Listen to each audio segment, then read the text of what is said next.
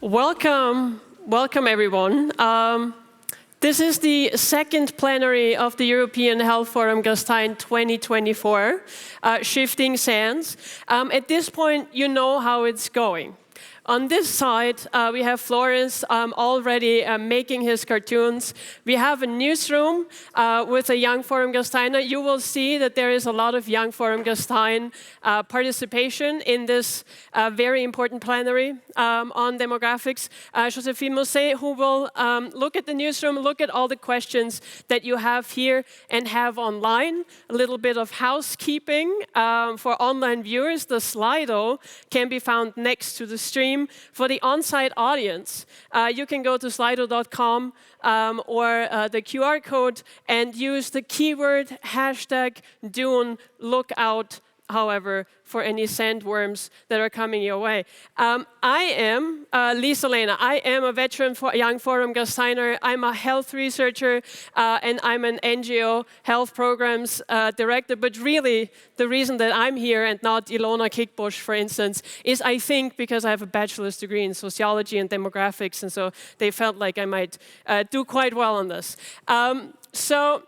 What we're doing today, we are on Shifting Sands, and we're talking today about shifting demographics. Europe is amid an, or indeed maybe another era of profound shifts in demographics. We hear a lot about demographic change, and when we do that, we think about changing age structures. And changing age structures is indeed something that we are going to be talking about a lot today. In recent research by the European Commission, most EU member states, in fact, identify an aging population and a declining working age population among their biggest demographic challenges.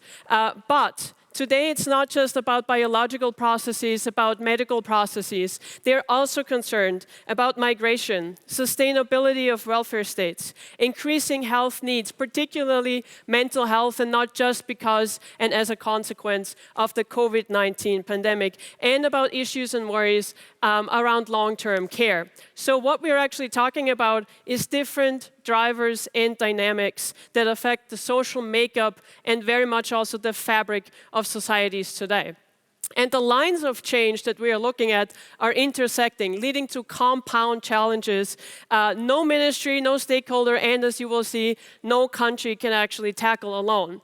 So moreover, because they are intersecting and specific to each country, we don't have any one-size-fits-all solutions for you. So this is, as you can see, a massive task. We have, however, a phenomenal plenary put together for you today. But I also want to point out this is a plenary. We will spotlight some key issues, but we cannot spotlight everything, and we cannot provide solutions for everything. This is also meant as a call to action for everybody in the audience to come out of and see what they can do about demographic change and the shifting sands, basically. So we will have two parts. We will start with an interview with Francesca Colombo, who's going to join me in a second. And then we have the plenary. We have a few breaks in between, allowing Josephine to kind of bring your questions also to our speakers. And without further ado, we're going to start. Francesca, Head of Health Division, OECD, joining me on stage.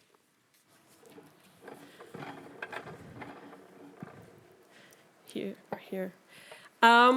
We let you kind of set the scene for us for some of the issues that we are going to be talking about and that are important in the issue of demographics. So we hear a lot about demographic change, especially the changing age structure in some societies. So can you set the scene for us in those terms? Yeah, I'll be quite quick because on this, I think we know, obviously we are getting older. I had two charts, actually, that I wanted to show to you. The first one, because in Health Circle, we don't talk much about that.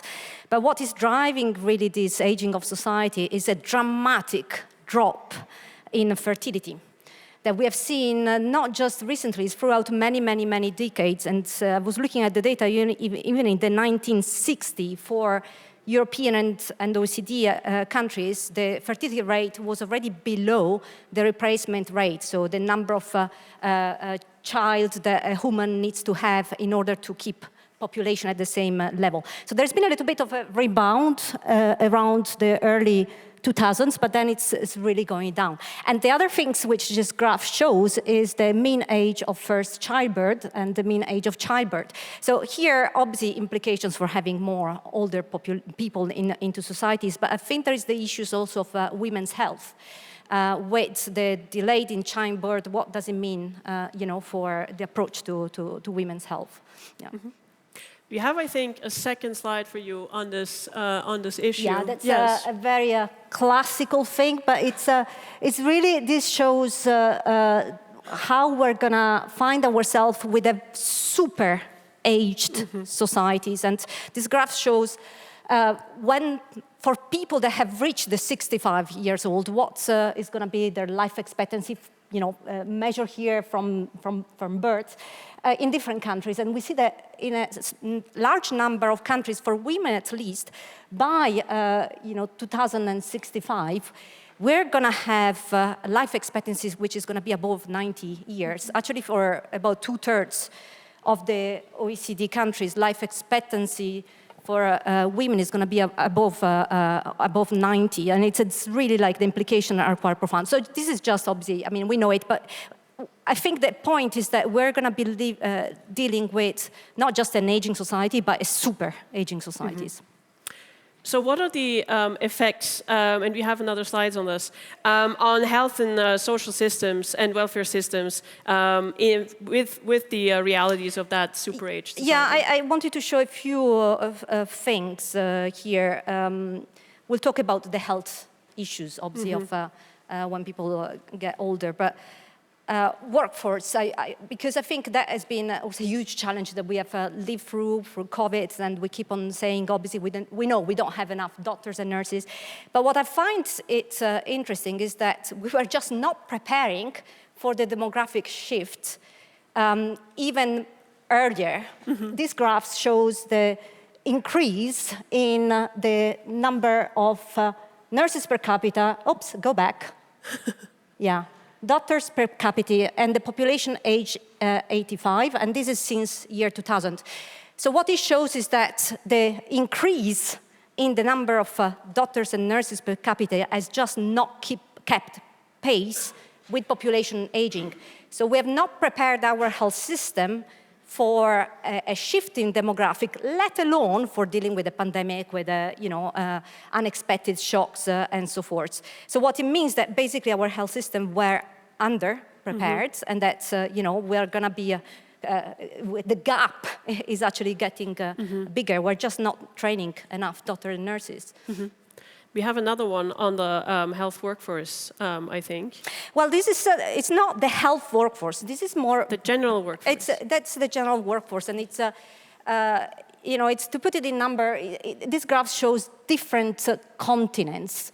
And it shows what is the old age dependency ratio. So the number of the people that are of retirement age, 65 plus, relative to 100 people of working age, so working age meaning between 20 and 65. So it's for all the continents, with exception of Africa, which is the one, the dark blue that we see that, they are on a more gentle curve. So in a way, they have a slower increase, or in case also a decrease in this old age dependency ratio, then stabilizing a lot. But all the other continents, we're going to see many more older people relative to the working age population. So it's, that has huge implications for health system and for social protection system.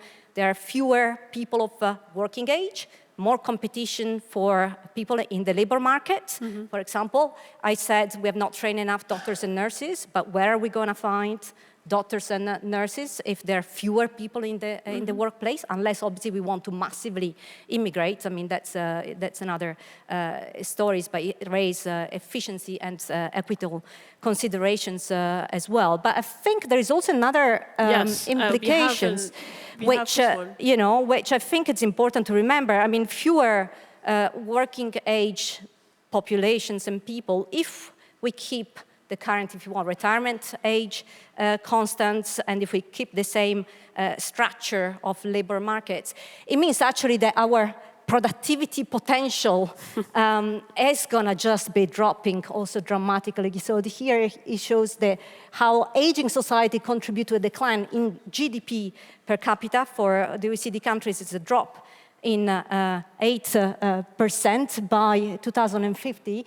I mean, in a way, we're gonna get poorer, we're gonna get older, we're gonna have obviously health needs that are gonna change. How are we gonna deal with that? Yeah. And as we've learned in other sessions and other plenaries, putting it in economic terms sometimes makes the case for what we have to face. And it's shocking because we say we need to spend more on health, we need to, you know, it's like prepare, we need to have more workers into the health sectors, but as I mentioned, you know, income will go down, the number of people of working age will go down, more competition for highly skilled. So it's, you know, these are the reality we'll need to face. Yeah. You already mentioned burden of disease, and I already introduced the mental health aspect as one of the challenges that the forum has also been talking about and that you also wanted to highlight. Yeah, I didn't want to say a lot on the burden of disease with aging society. I think we all know, obviously, chronic condition and so forth, but I found this quite interesting because actually, in general, and these are data actually that are pre-COVID, if you see there, 2019. But it shows how older people are actually quite vulnerable to depression and mental health, and that's quite to be expected. You know, they couple with health becoming less good for them. They might face poverty. They might have a loss, a grief because of loss of people that they like and so forth. So that was the reality before COVID, mental health issues being really something that affects older people. Obviously, with COVID, what we have seen is that there has been an escalation and a dramatic increase in mental health issues in young people. And so obviously this is now we know, I mean, it's a huge priority for countries as well, but I think we need to look specifically also what drives mental health factors in older people and in young people. They're actually quite different. 100%. And I think everybody who was in the session on the social contract will have heard quite staggering numbers, also mental health, young people, pharmaceutical intake, suicide rate, PTSD. It's a massive, massive issue. And we also have a connection, obviously, to climate change. So what are the impacts here of mega trends like climate change? Yeah, I think this, maybe this is a broader point that we're talking about you know, demographic shifts, then we go elsewhere, we talk about climate change, and then we talk elsewhere and digitalizations. And I think all these mega trends are very much interactive and interact between themselves. And, you know, clearly climate change means that there are different health needs that will be felt in the population, but how does this interact with a super age society? And here I just wanted to show a graph, which is actually from the Lancet Countdown, but it looks the percentage change in heat-related mortality in the elderly populations. And it's, you know, for some countries it's really quite dramatic. For some of them it might be a little bit surprising. I mean, it's then we'll need to look into the data. But it used to be that it was that old people were killed by cold. And now this is changing. So those interactions, this is just an illustrative example, but those interactions between the demographic shifts and megatrends like climate change is something to look at. Yeah. We also have another little thing that you wanted to show us on climate change. Who is concerned about climate change, right? Yes, exactly. And I think it has, if we can go to the next, yes, it's again looking at these issues, what then does it mean, so this demographic shift, and in case the megatrends of climate change for different population groups. I think there is a lot that we'll need to discuss about, obviously, the social contracts, about you know, reflecting the views and preferences of different population groups. We have fewer young people and so forth. There is often you know, a say that goes, actually, young people are depressed because of climate change, which is actually quite true. But if we look at, so this is actually data that come from an OECD Risk That Matters survey. It's a survey that we do regularly to ask people what really matters to you. What are the risks in societies that matters to you? And we actually find that it's not just the young people, but equally also the more older people. They are very concerned about climate change. So to me, there is an issue that perhaps sometimes instead of pitting as the conflictuality between different groups in societies and how they are concerned about different things or how they have different goals and so forth, let's try to work towards what unite different population groups as well. And climate change is actually something that concerns old people and not just young people. And we will go into this very much in our plenary a little later in a bit more detail. Final question to you. You also have prepared, and this is also something that we're going to be talking about, the issue of migration. Yeah, migration is obviously issues. I mean, migration, it's quite clearly, solutions to aging populations. You have fewer people in the working age population. Migrants come in, and it's a way to address labor market shortages and imbalances. This graph shows what has been the evolution in permanent type migration to OECD countries, to the high-income countries. So obviously, it shows a slight drop during the pandemic, but it's actually increasing over time, and it's actually quite massive number of people. So it has been a way to really cope with labor shortages. I mean, these data do not take into consideration migration, which is due to humanitarian or crisis reasons, so it does not take into consideration what is happening because of the war in Ukraine. But so there is a positive side to it. So if I was looking some of the data on the integration in the labor market of these migrants, and it's actually going up. Mm-hmm. There are, however, a number of challenges related to that. I mean, first, again, about integration. Integration is much worse for women into the labor market. So again, I mean, it's a demographic issues to be confronted with. But then there is obviously the issues of skills that, a number of those migrants come with a level of skills that actually is above the type of jobs that then they're taking up into the economy. And that obviously is the case in the health sector as well, not within the European Union, but when we talk about skilled migrations, doctors and nurses coming from outside.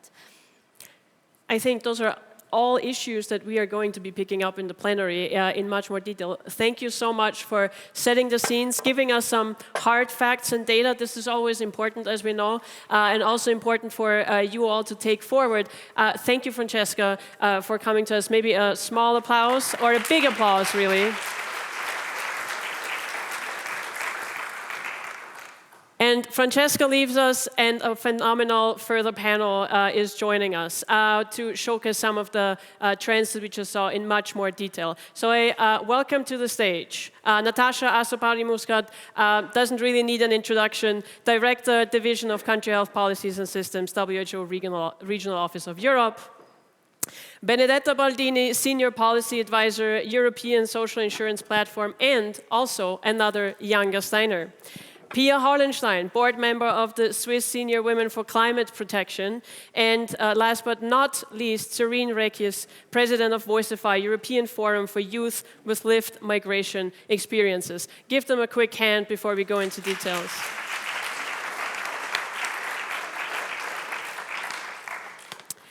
So thank you everyone for joining us for this very, very big task and very, very big ask.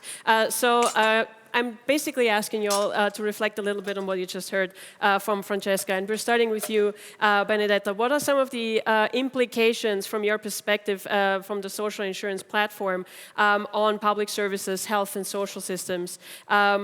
Put differently, also for the individuals here in the room, why should they and why do they need to care? So first of all, thank you very much, Lisa, and thank you for having me. I'm here with a double hat. I'm both a young Gasteiner and I speak on behalf of ESIP, European Social Insurance Platform, which represents social and health insurers in the EU. So indeed, demographic change and population aging is affecting us all. And first of all, our social security system. They are at strain after several crises, a pandemic. And what we see is a combination of factors that put social security systems at risk. So on the one hand, the aging population, and on the other, the shrinking workforce, indeed, as Francesca highlighted in her keynote speech and introduction. So these factors combine indeed generate a sort of generational challenge. And this generational challenge translates in a reduction of the contribution basis, and this is what is putting our social security system at risk. In particular, our pension systems are challenged. And this is because we need to respond to many more older people to pay for their pensions, and it is not a simple equation to understand whether we could actually maintain our pension system sustainable. Is it a matter of, for instance, employing more women? Mm-hmm. And this would be indeed extremely important, but I will come back to that talking about our long-term care systems. Of course, in these demographic trends, the elderly people are the most affected. Francesca highlighted that we are facing issues with lower incomes in old age, and this is also shown by a recent report by the European Commission, the Pension Adequacy Report from 2024. It shows indeed that 1 in 5 people over 65 are at risk of poverty, and 1 in 4 women, which is actually a very striking figure. What we see is the need for more healthcare services, more long-term care services, and often our systems are not prepared to respond to these increasing needs. These needs affect first care recipients, meaning the elderly, but also caregivers. And this is a problem especially for more vulnerable groups, women at first. Women remain those who provide most of the care, and this keeps them outside of the labor market for too long, and interruption of career path indeed results in, well, actually bigger problems in the longer term. We see that the pension gap in 2022 standed at 26% for women.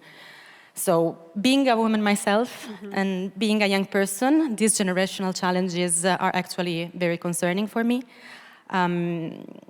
Another challenge that was brought up by Francesca is indeed mental health. And I think this is something where we should all focus a bit more, especially from the policy side. We see a reference to mental health in many political manifestos, which is actually very positive. It comes from the Conference on the Future of Europe, so it's good to see that for once citizens were listened. It also appears in the next Commission agenda for European health policy. And if I might be completely honest, I see these as one of the silver lining in an agenda for health that actually downgrades health. Health is not anymore the focus of European policies. We see a shift towards a competitiveness narrative, which is totally understandable given the context that we are giving. But it is concerning if we move the narrative from the need to preserve public health and to ensure affordable access to healthcare to the need to invest on health technologies per se. I'm not saying that investing on health technologies is not important. This is crucial. But it is a means and not the objective per se. So we are a bit concerned about this industrialization of health policies, especially in a context of population aging. Because if we over-incentivize innovation, then who would pay for it? There is, indeed, there are no sufficient funds. There is no budget capacity. So this is something that is raising severe concerns. And we do not want to get to a point where we privatize our health systems. And I remember Sandra Gallina sitting on this very stage last year, and she said, she warned us all against the privatization of health systems. So we do not want to make health a luxury good. We need to keep health accessible for all. And this is also one of my...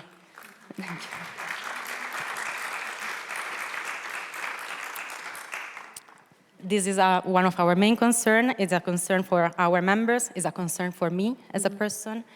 And I believe that keeping our welfare state should be a priority, a joint endeavor for us all, especially when we compare with our other constituency. It should not just be an economic comparison. It is important to compare us with the US from an economic point of view, but I'm not sure whether we want to go into the comparison from a welfare state point of view. And I think that this is our wealth, and we should keep it up that way. I think you made wonderful, obviously wonderful points on also how And I think this is also important for this particular panel, and what we wanted is we also wanted to show that this affects all of us, not just as professionals, but as people who are living through these challenges. I'm going over to you, Syrine.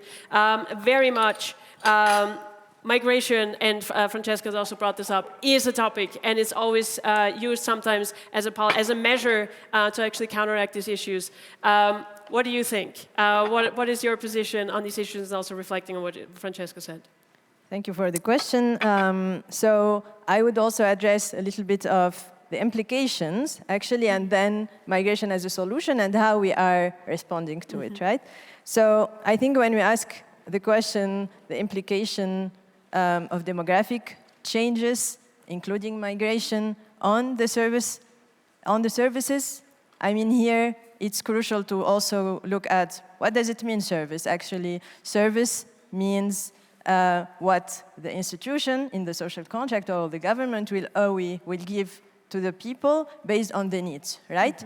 And we know all that the needs are changing with these demographic changes. So how much the services and the system that is settled already, how is it adapting? How is it flexible?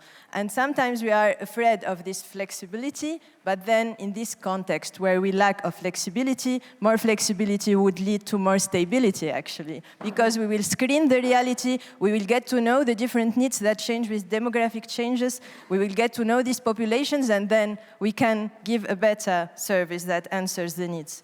And then another level, I would say, here, migration as one of the main factors in shaping, I would say, demographic changes. It's important to acknowledge the heterogeneity in all these factors, also with elderly. But I think with migration, there are different layers of diversity. Diversity in the type of migration itself, short-term, long-term, forced migration, or a choice to migrate, and then is it a return, is it a new migration, is it within a state, is it outside the state, and then the second layer is the diversity of the communities that come or go, so they are diverse. We try to categorize them. It can help maybe in research or in addressing needs, but it shouldn't lead to the challenges that we face today, like the discrimination. And in the first introduction, you highlighted the lack of the training of our service providers. And yeah, this is also one of the elements. So how our services can adapt to these changes, how can we train our service providers, how our system can be really flexible and adaptable. And here I would say there is an approach I liked. It's by the UCL Lancet Commission. I have to write the reference. So they say for migration, we need to look throughout the whole journey. So there are, on healthcare, all these policies that will affect the health of these people on the move throughout their journey, because based on the transport they will use, based on all the risks that they will find because we have the closed borders or because we have these policy borders, all these health risks that they have, and they might affect their healthcare afterwards. And even already arrived and settled somehow, there is this starting from scratch, trying to include, trying to learn a new language, trying to get your diplomas recognized. All of this is a very hard situation that is very stressful and that affects mental health very specifically, I would say also. So yeah, I think, as you just said, healthcare for all, what guides us in making our services responsive to the needs should be the global values. So our system should adapt to the values, not the people should adapt to our system. So when the international law says is all migrants have access to healthcare and high quality of healthcare, it means all migrants, not asylum seeker, please wait a little bit, or refugee, please wait a little bit, and then based on the categories we can. So I think, yeah, when we talk about migration, is migrant as a beneficiary and as a provider, but we are all concerned. I mean, I saw some numbers, but finally of 7 people are on the move throughout the world in the OEM in French numbers from 2018. 1 from 7 people approximately are not living in the place where they were born, so so we are all in the move. And the systems, when we address systems, it's local level, national level, international level. So even if I move within my country, it's something to be considered. So when we talk about movement and migration, it depends how we address it also and how we understand it. It's not only from south to north, or is it not only this workforce, right? Right. Yeah, thank you. Thank you so much for the reframing, that systems also need to respond, and migration cannot not only be a response to the challenges we face. Natasha, from your perspective, aging is the key problem, it's a key challenge. In what way is it a key challenge from your perspective, but also do we need to reframe the issue, and how do we need to reframe it if we do? Thank you. So I would actually like to change a bit the narrative. And say aging is not a crisis, it is a triumph of human progress. And this is my starting point. Today, maybe because I am no longer Benedetta 20 years ago, and because I am now over 50, perhaps I can say this also as I look to my future too. But the truth is that people today live longer lives, but also healthier lives in general. But the truth is that actually there are some myths that need to be busted. And I think it's very important that in this forum here in Gastein, we actually start by busting some of the myths. So my colleagues in the observatory have written quite a lot on the politics of aging. Our Barcelona office has been working with the observatory also on the economics of aging too. And what we need to remind ourselves is that we shouldn't let the current legislative frameworks actually shackle us. So first and foremost, from a health perspective, we know that there is a concern. We know that our health and care systems are not coping. But the truth is that largely this is driven by disease at the different ages. So there's a lot that we can do, first and foremost, to actually make people live healthier lives. And this needs to start also from children. So in WHO, as we are thinking at the moment of our framework for aging in good health, in aging societies in a European region, there are 2 tracks that we need to take. The first and the urgent track is to really rethink, and I think Benedetta and Syrine were already talking about this, how do we need to reorient, change, transform our health and care systems for a society that is increasingly made up of different people than we had 50, 70 years ago, with different health and illness profiles. Even the notion that we separate healthcare and long-term care in a society when we are having larger numbers of older and very old people, it no longer really makes sense. Because as an older person, aged 85 plus, making this distinction between health and long-term care, what does it mean? It means that you are in a nursing home and then you are a bit sick and then they send you to A&E and it's a mess. So we really need to think, take a step back, look at the larger picture. The second thing that we need to do, however, is to really take a serious look at the future generations. And everybody has been talking about mental health. So let me just make a plug here for a report that we published yesterday with the Health Behavior School Children Consortium on mental health and in relation to screen use and gaming. Because of course I'm worried when we talk about, for example, lack of productivity, lack of GDP. We associate this with older people. But again, I think we are not looking at the whole picture. Because what I am hearing from a lot of employers, for example, is that they are very worried about the ability even of the younger people, because of mental health issues in adolescents and in young adults, to be able to lead full, healthy, and productive lives. So what I'm trying to say is that it's very complex, and we shouldn't just pick one part of the solution. So when we're looking even at this framework that we would like to take forward, the first thing is change the narratives. Do you know that 2 out of every 3 healthcare workers surveyed in the European region, 65%, no, that's 2 out of every 3, believe that dementia is a normal consequence of aging? Let me just stop there and say we have a lot of work to do in the way we change the narrative.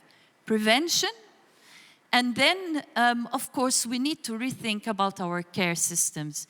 We are not going to be able necessarily to produce more healthcare workers because of the fertility issues and everything else that we've spoken about. So we need to transform the way our care systems are delivered. Let me stop here. Thank you so much. So the reframing, as you see, is a theme that's coming out. How do we think about the issues? And as you know, the way that we think about the issues very much affects how we try to figure solutions. So I'm bringing now, you see that we have tried, and Natasha already pointed to it, we tried to create some age spectrum here on stage. So this is the positionality that we're going for. This is EHFG. Coming to you, Pia, and here's the challenging question for you. It's a report that asks the question, must aging populations create conflict and must they always create conflict between generations and a crisis for healthcare systems? So the intergenerational question that Natasha already pointed to. What is your take? What is your take on it as a KlimaSeniorin? Okay, it's a difficult question, and everybody, many of them here would answer it in a different way, I guess. I have an experience to work together with the youth, climate change youth, and we have a good together. We support each other, not hours and hours, but we have the same goal. We reach it together. Both are important. It's a good working together. Not that we have much time for each other, but if they have a demonstration, one of our KlimaSeniorinnen might go and have a short speech, or if we we wanted to go to Strasbourg to listen what's happened there, some young people would come. So we have the same goal. The climate change has to be stopped. There are many measures asked, but we have not the same way. There are different roads to the same goal. In talking earlier, you also mentioned that you have a message for young people to come more into political systems. What is that message? This message is not just for the very young people, it's for all of you. You will hear at the end of our speech that one has to change many things. As long as you yourself, with your big knowledge, do not enter the parties, from your point of view, they make it wrong. Why don't you bring your big knowledge into the parties? Otherwise, I tell you, it would not change much. I have been in the Parliament for the Greens for 14 years, and it would have been difficult to bring some things through without the Greens. So if you have some knowledge, you have to engage, you, not just attending conferences and so on. You have to do more. So that's my attention.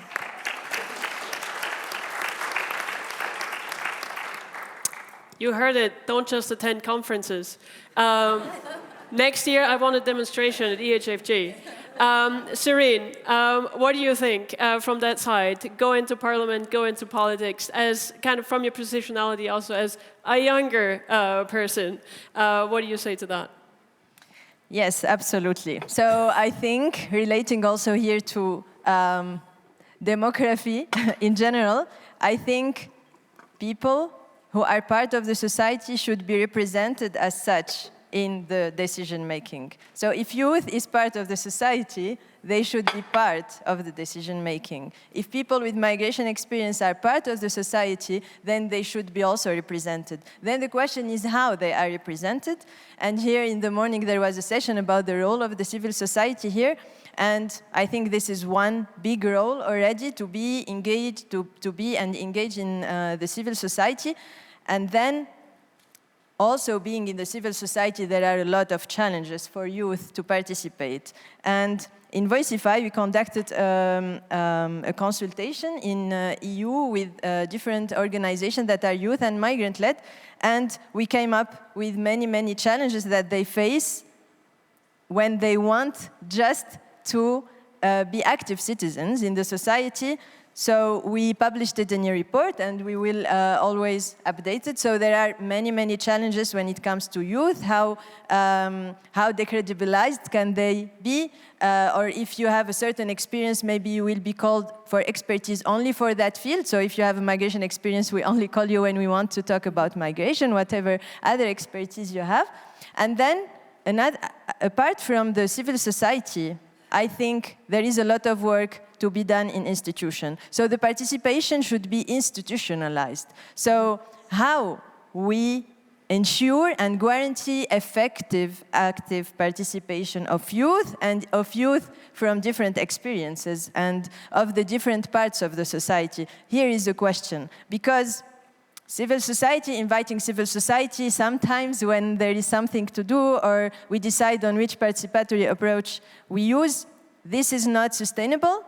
This does not mean effective participation, and this does not give access to all of the people. And in civil society, this was also mentioned in the morning, some civil society organizations are not also representative. So how can we really ensure representativity and representation? So, for example, like the work that was done and that is being done for youth, having a youth advisory council in the Council of Europe, etc. So how we ensure representativity of youth in the different departments, also the other expertise, and how to ensure the representation of people with migration experience as part of the society. The number, according to the last Eurostat report in 2020, 22 million people in the EU are from third country nationals, if we count it like this. So if they are in one country, it's like the 6th largest country, which means it's a big number. But then how these people's opinions are reflected in the decision making, this is a question mark. What can we do for that? I think there is a lot of work to be done for this. And this is our aim, to really ensure institutionalization of participation and active participation. And this is how the systems will answer the needs when we listen to everyone. Natasha, do you want to add on that? Yes, I think I'd like to come in to say thank you. Thank you to all those persons who are migrants in the European region who are working in the health and long-term care sectors. Our health and long-term care sectors would collapse immediately without the services of all these people who have come to the European region to support our health and care systems. Is this simple? No. It's not simple for the workers themselves. It's also not simple sometimes for the patients. It's not simple for the way in which we organize ourselves. But we need to acknowledge that actually the health sector has been one of the strongest, let's say, magnets for migration into the European region, because we haven't had, as was amply shown, enough numbers, and we are not going to have enough numbers. The planning and the forecasting, the countries who are ahead of the game and who are doing planning and forecasting are seeing that they need 1 out of every 2, 1 out of every 3 high school graduates to go into medicine or nursing or healthcare profession. And of course, there are other sectors of the economy that need to be run. So we really need to think very, very carefully over here about our role also as Europe in the wider world. And in fact, in a couple of weeks' time, we are organizing together with PAHO, our sister regional office, a transatlantic policy dialogue on migration and healthcare worker migration, because we have issues within our regions, so in the Americas themselves, in the European region. We are constantly told, for example, by ministers of health in the Western Balkans that they are losing many migrants. We hear even from countries like Moldova and Ukraine that, of course, they are embracing EU accession, but they are also concerned about what this will mean for their healthcare systems as soon as there is, let's say, the free movement and mutual recognition. And then there is the pull that North America and the European region, a lot of the OECD countries, Francesca, are having on the rest of the globe. So this is also a very important element of demographics that we need to take into account. And we come back then to the points Benedetta was making on our sustainability of our health system. Of course, fiscal sustainability, investment, financing, that is important. But actually having the people to deliver the service is also very, very important. And here is where we need to transform. We need to talk about AI. We need to talk about technologies. We need to... But we don't just need to talk about it. We need to do it. And this is where the difficulties come in and where we need to be stronger together.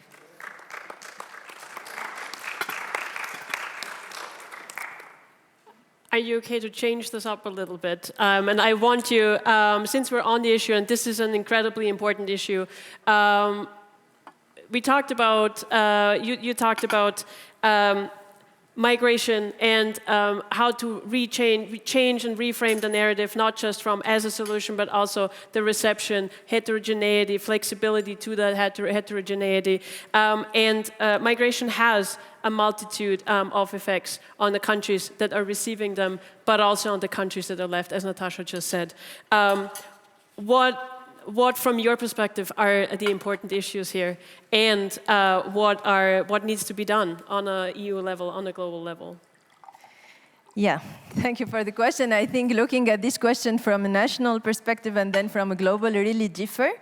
So when we look at it as a receiving country, that's a solution. When we have a population that is more older, I would say, population, then that's a win for us, right? It's a net win to bring people who are already trained, so they are here just to work and to provide the services for our people. So that's a net win, I would say, and that there was a theory called triple win by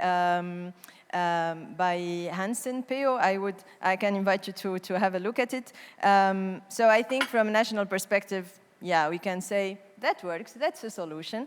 And then when we look at it from a global perspective, I think the question is, where is justice? When there is this movement of people who are already trained by different countries and then they flee from their countries to go to another country and serve there the services, then what about healthcare in the sending country?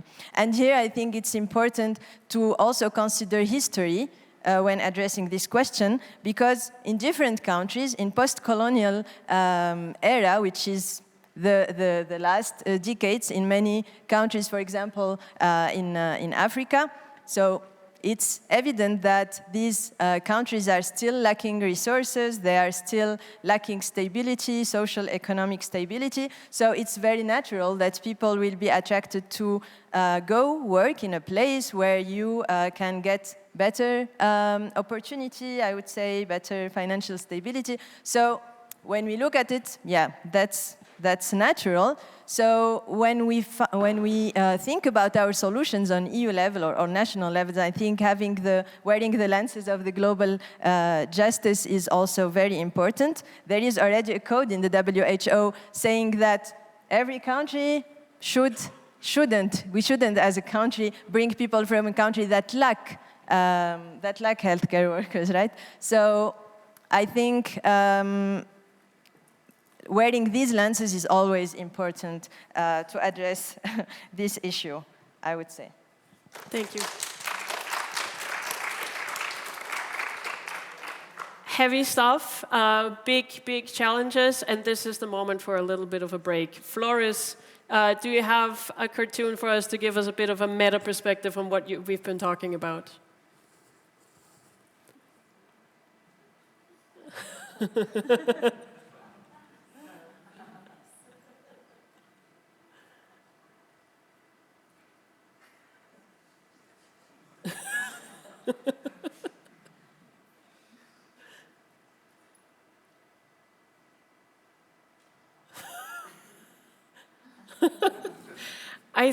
I always love Floris's comment on what we're talking.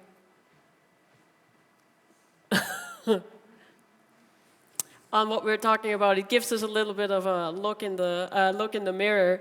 Josephine, what's going on in the audience and on the Slido? Thank you, Lisa. Quite a number of questions and comments. So the comments referring to reframing the narrative around agents, that goes back to what you were saying, Natasha. And also the invisibility of older women, so women 50 plus. So that was two of the comments. In terms of the questions, so first one, a very big one, which is, should we discuss about an OECD, EU, UN consensus about assisted suicide and end-of-life decisions? So it wasn't approached during this discussion, but this one question. Another one from Tim is it inevitable that there will be a great rebalance, reducing the value of capital assets such as homes to make them available to the younger demographic? Lack of secure housing has a huge impact on health and well-being, regardless of age. And one last question. Improving birth rates and fertility could significantly improve the dependency ratio. Is there an argument to encourage women to have children earlier in their life and provide support to allow them to do this, such as improve maternity benefits, reduce impact on pensions, etc.? Massive questions. We see the massiveness of the issue also translates to the audience. Natasha, do you want to pick up one of those questions? Yeah, I think I'll pick up, and Francesca and I were looking at each other and nodding, a couple of them. In a previous session, we were talking about social contract, and one of the panelists mentioned the word dignity, and that we are not giving enough dignity to people. I think in our health and care systems, that is one of the issues, basically, that we are not caring even for our very old people with sufficient dignity. And therefore, it may be also the time to start asking some of the questions around how do we prepare to exit this life in a dignified manner. We do so much work with our midwives, with our obstetricians, with everyone on improving the quality of care at the point of entry, childbirth, no? But maybe we find it a bit uncomfortable and difficult to apply the same perspective and lens to how we ensure also that when it's the time for us to exit this life on earth, we do so in a dignified manner. And then the second one, I'm asked by a lot of young women, when is it a good time to have children if you want to continue working? And to me, that is a really easy question. There's only one answer. There is never a good time. Having had 3 children myself, I can say that there is never a good time. So don't wait. Have them whilst you are still young and you have the energy. And that means then that you can be also perhaps a young grandmother.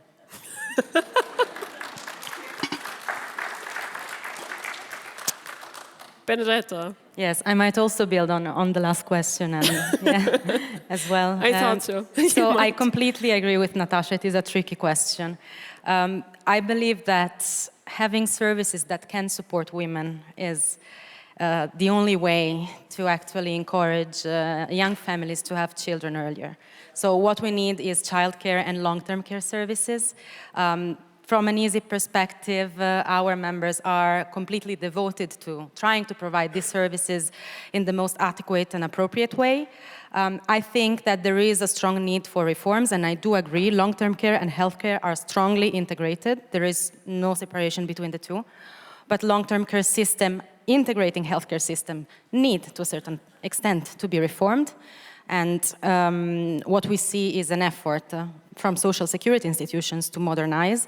And I was actually positively surprised and very happy to hear in one of the previous sessions on unlocking the potential investment for health, the possibility to establish a research hub within the European Commission to actually guide member states to the competent funds, to the adequate funds to actually launch these reforms. And so this is something that the EU can do, address member states to the right funding, and should continue doing. That's my take. Do you want to answer the question, or should we? It's time. I think it's time. It's time, Pia, to tell your story, indeed. We always think that young people are protesting and they are speaking truth to power about climate change. You prepared a little bit of an introduction video, and I think it's time for everybody to see it, on your cause and what you're doing with the Swiss Senior Women for Climate Protection, the KlimaSeniorinnen. Madam President, members of the court. Le réchauffement climatique est un phénomène global qui constitue l'un des plus grands défis de notre temps. The world has never seen a threat to human rights of the scope presented by climate change. La Cour. Nous sommes devant la Cour européenne des droits de l'homme. Nous allons à la Grande Chambre. La Cour, no? E allora entrano questi, sembrano i pinguini. Please be seated. I declare open the public hearing on the admissibility and merits of Verein KlimaSeniorinnen against Switzerland.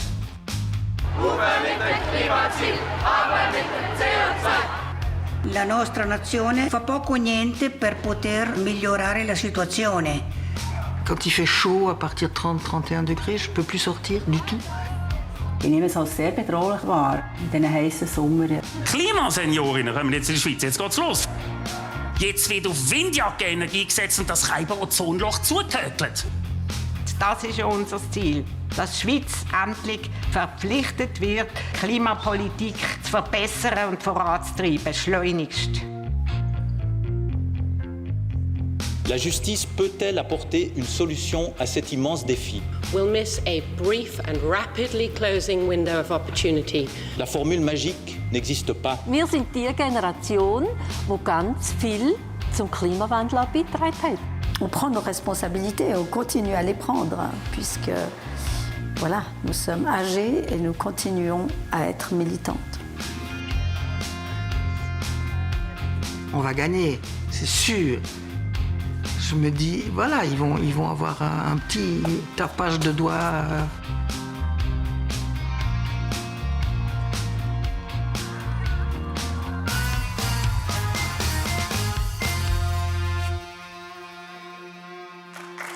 Das habe ich schon erlebt, negative Feedbacks. Mein Lieblingsmail war, euch hätte man früher auf den Scheiterhaufen gebracht. Weil das ist das grösste Kompliment.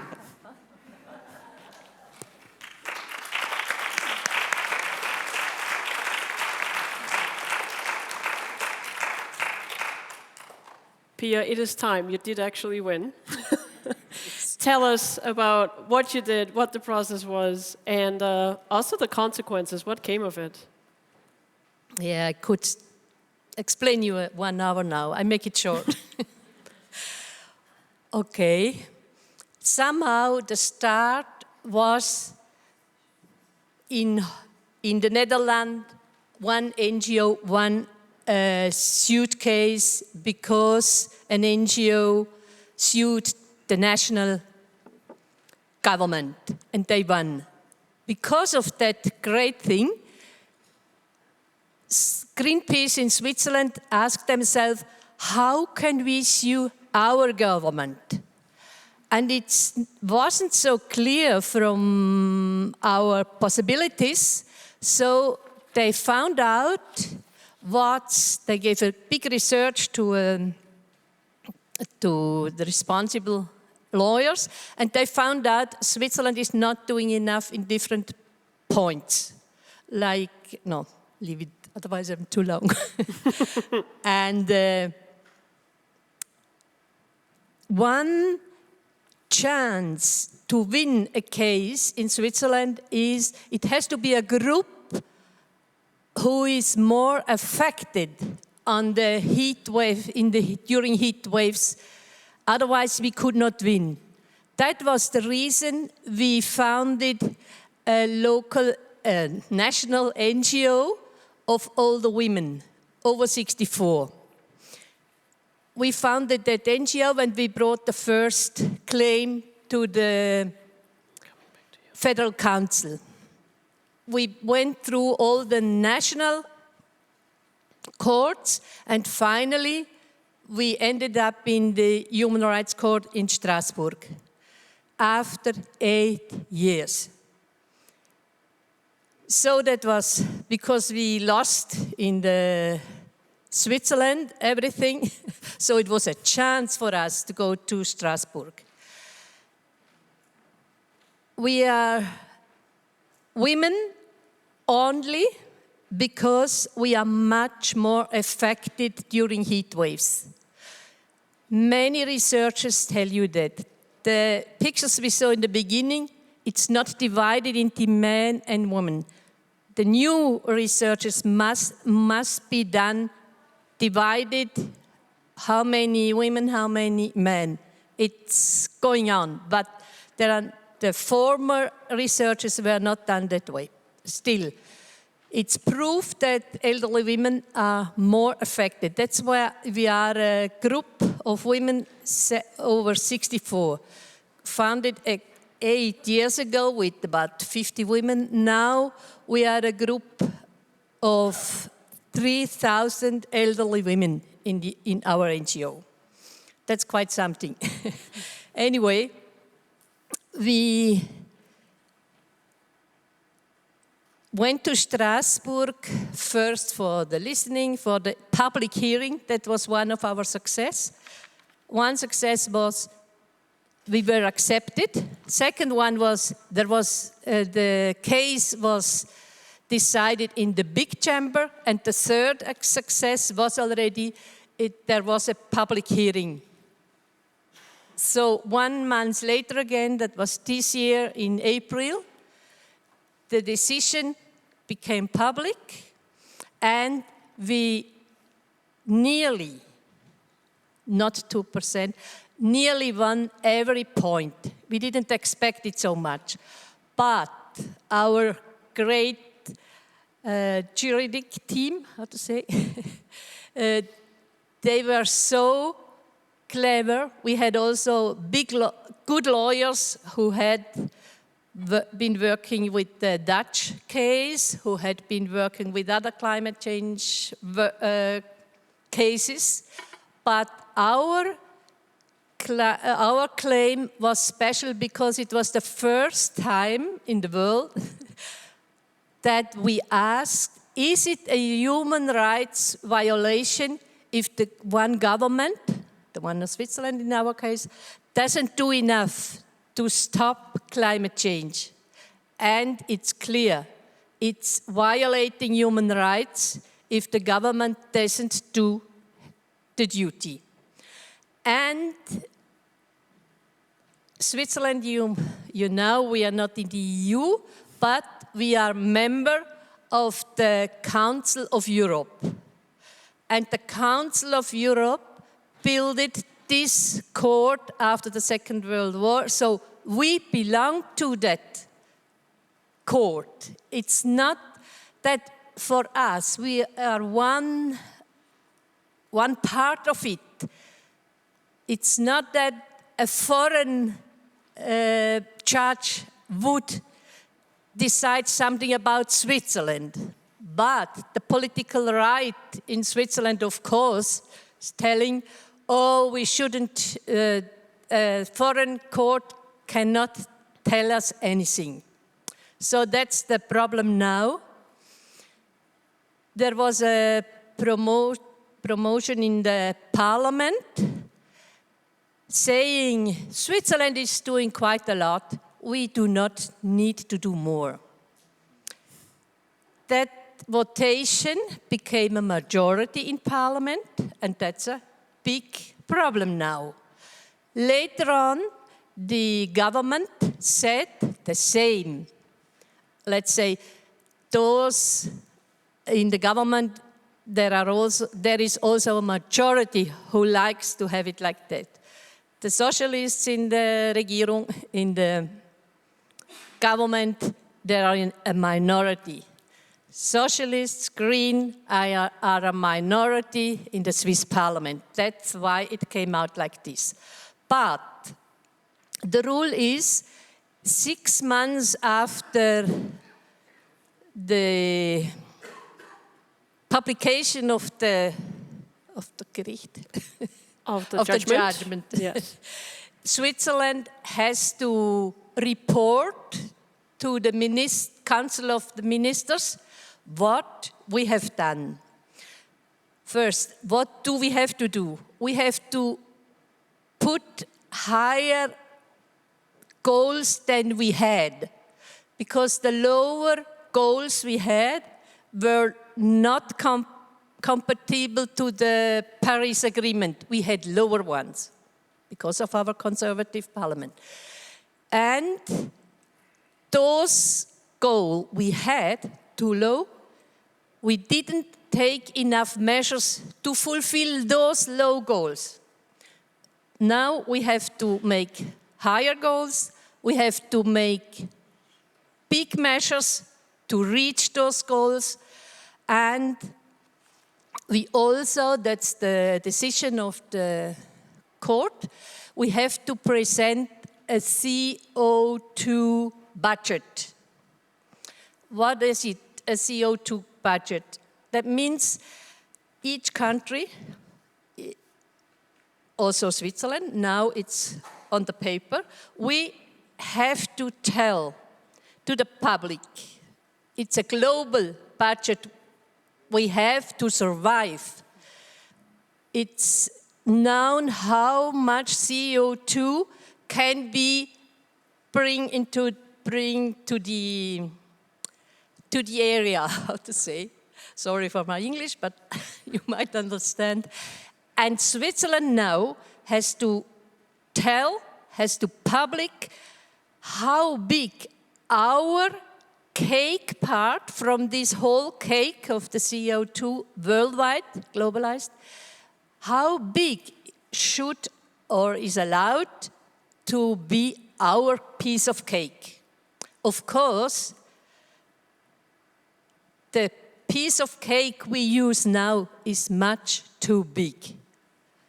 So, only when we know how much we intend to take from this cake, then we can take the measures.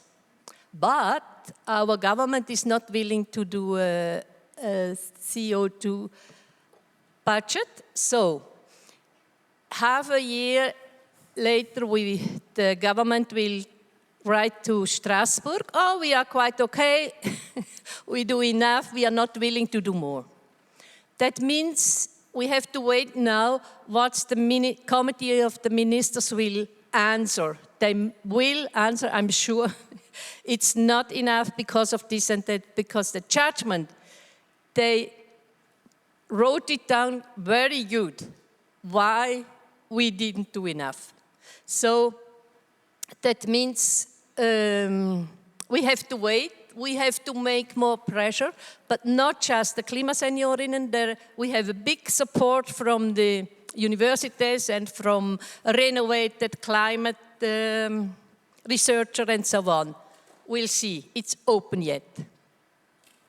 Thank you.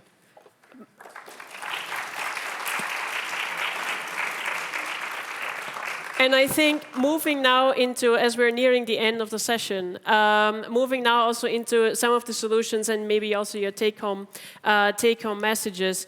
And I'm going in a second to you, Benedetta, on this one. I think it's also important to note, and this was also important for Pia to note, is because the KlimaSeniorinnen did that and the judgment is there. It's actually a call to action for all of us, because we and NGOs can actually do the same. We can actually take our countries, take our governments to court as the KlimaSeniorinnen did. So as a lead-in to potential solutions and final messages, Benedetta, maybe you can also point a little bit to the workshop that the Young Gasteiners also did on deep democracy also as a potential solution. And given that we're ending, kind of your take-home message for the people in there. Yes, let's go. First, full force. Just one thing. Thank you, Pia, for your experience. I wanted to express my solidarity, since I also come from a flooded region, Emilia-Romagna, to the flooded people in Austria and in Central Eastern Europe. I think we're very lucky today. The sun is shining, but I mean the problem is there, and it's good that everyone reacts. Going to a little bit lighter topic. So the the workshop that we had yesterday on deep democracy, it was a very interactive workshop. And indeed, it was inspired by an exercise that was done in South Africa in the post-apartheid era.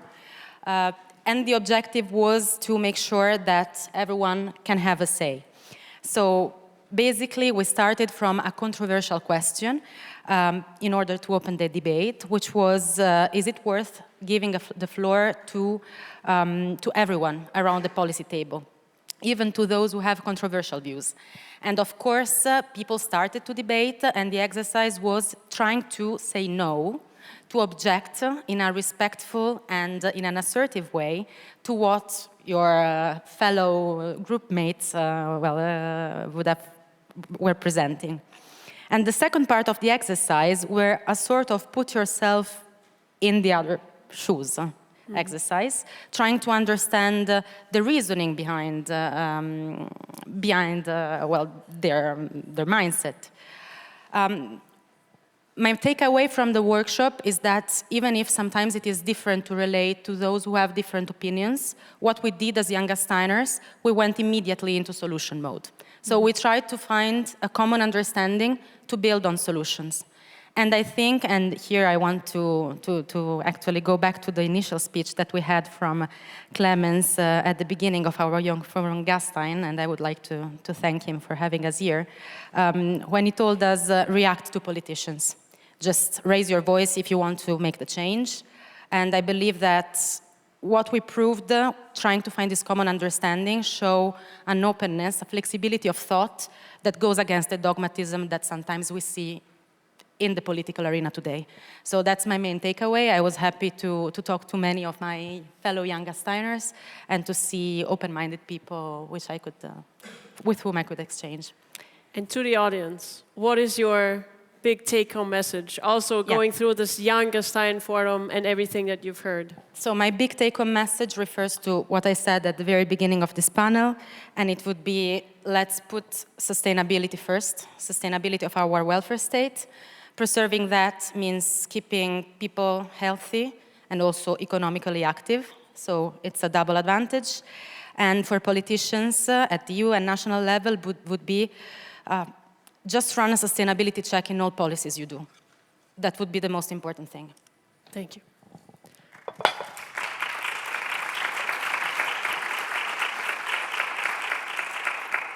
Same question to you, Natasha. Solutions, take-home messages. Very briefly, 4 areas for action. Let's change the narrative when it comes to aging and migration. Let's work on prevention to do what Benedetta just said, to make sure that we are able to have healthy and productive lives. Let's create environments where all people of different ages, different skin colors, can work and live together in peace. And let's work harder on reorienting our health and care systems to be ahead of the curve in terms of the fact that, you know, even sometimes people move. People move from rural areas to cities. Not planning for the right numbers in time creates a crisis. And as we heard in the opening plenary yesterday, when health suffers, democracy suffers also. And then finally, aging is living. Let's just keep that in mind.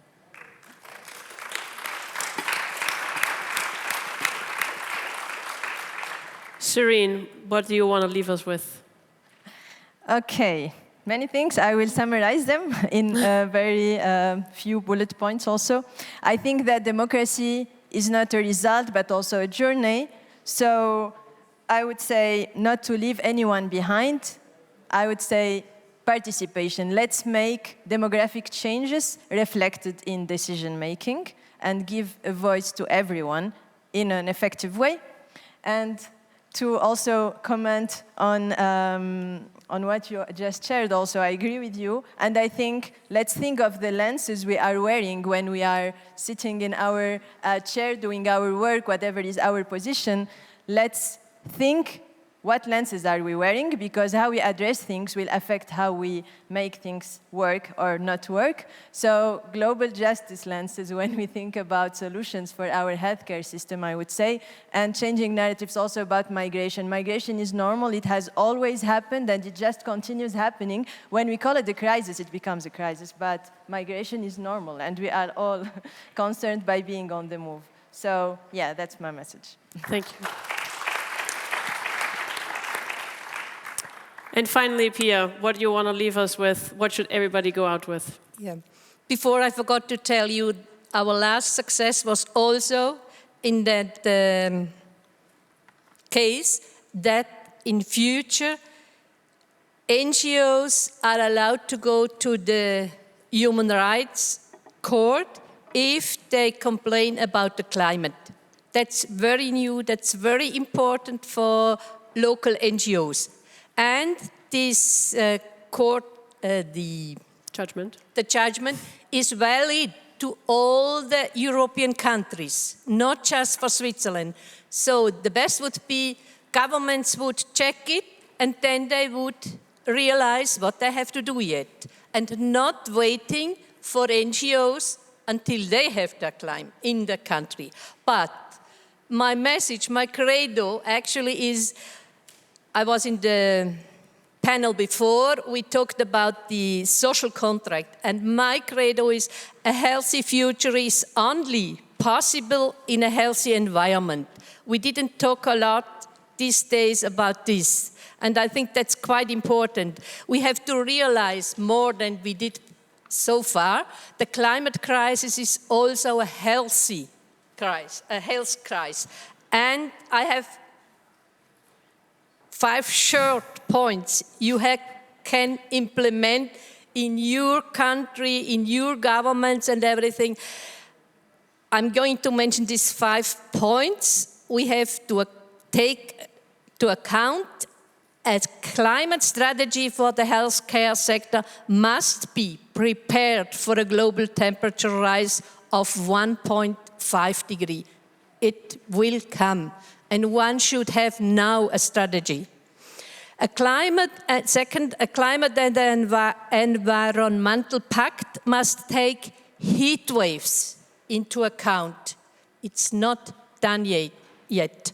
Third, the health consequences must be assessed. Nobody does it so far. Fourth, And an action plan for the climate-neutral healthcare system is not a wish, it's a must. We have to focus on the health system, what we can do. Last, measures can then be adapted and implemented. So that's quite something I leave you now, but work starts now. Thank you.